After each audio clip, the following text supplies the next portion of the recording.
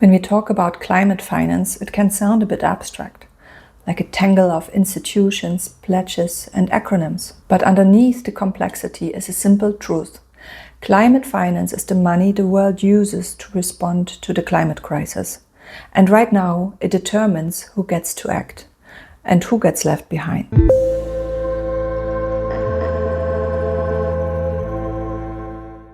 Let's start with where the money comes from, the sources.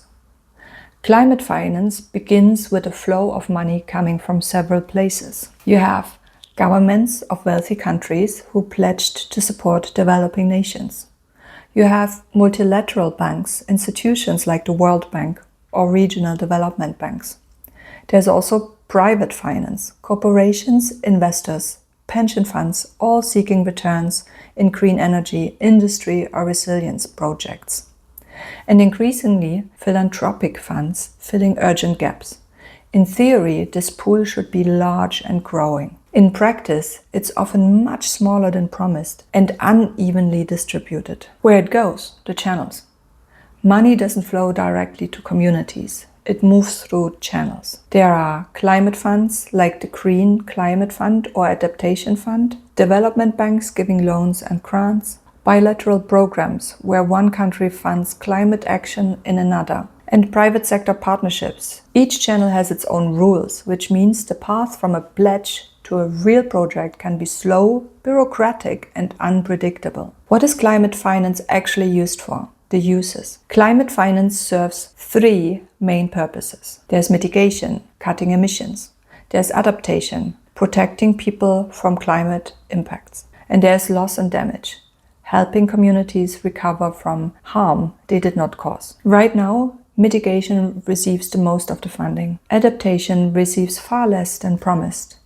And loss and damage remains chronically underfunded. Why does this matter to everyday people? Climate finance isn't just diplomacy, it shapes real lives. If finance is delayed or absent, communities, for instance, can't build seawalls before the storm. Farmers can't shift to climate-resilient crops. Cities can't cool heat-vulnerable neighborhoods. And countries remain locked into expensive fossil fuels simply because they cannot afford to transition. When climate finance fails, people pay the price in higher food costs, heat stress, energy insecurity, and lost homes.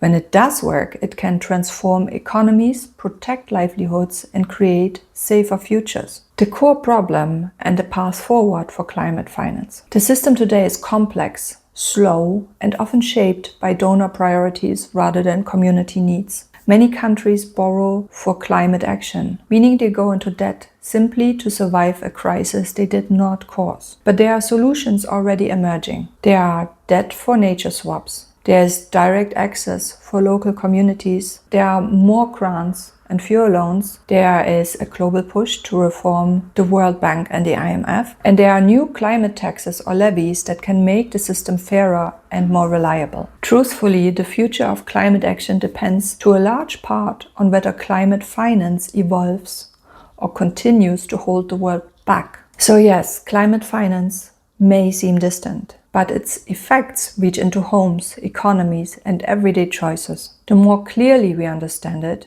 the stronger we become in shaping a future that is fair, resilient, and livable for everybody. I hope that gave you a better idea what climate finance is all about. Thank you for joining me today, and see you again soon.